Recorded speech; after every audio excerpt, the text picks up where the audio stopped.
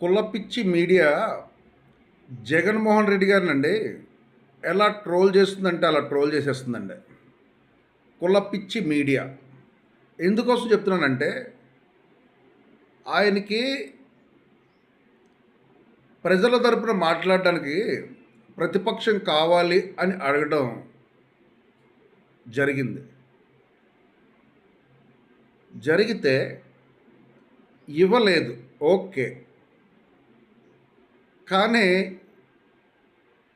మాట్లాడే విధానం కూడా ఎలా ఉందంటే అండి, చాలా కింద స్థాయిలో మాట్లాడుతున్నారనమాట. చాలా చిన్న స్థాయిలో మాట్లాడుతున్నారు జగన్మోహన్ రెడ్డి గారి కోసం.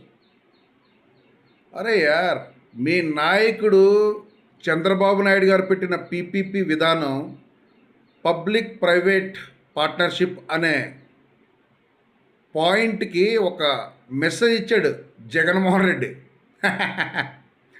మీకు అందరికీ తెలుసో తెలీదో, ఎవడైనా ఈ టెండర్స్కి వచ్చాడంటే తాట తీస్తా నేను వచ్చిన తర్వాత అంటే, మొదటిసారి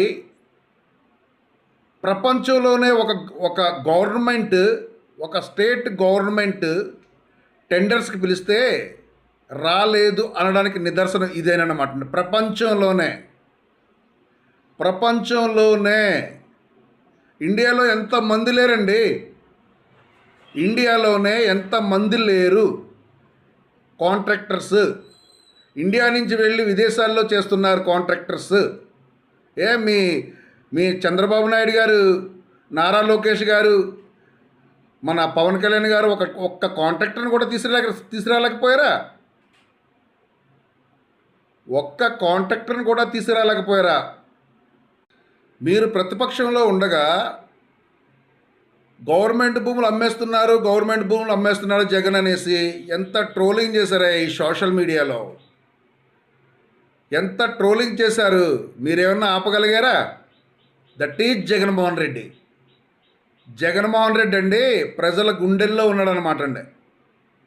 జగన్మోహన్ రెడ్డి గారు ప్రజల గుండెల్లో ఉన్నారు, అర్థమైందా? టెండర్స్కి పిలిస్తే రాలేదు అంటే నవ్వు వస్తుంది అలా మాట్లాడే. ఒక స్టేట్ గవర్నమెంట్ టెండర్స్కి పిలిస్తే రాలేదు అంటే నవ్వు వస్తుందన్నమాట ప్రజలందరికీ.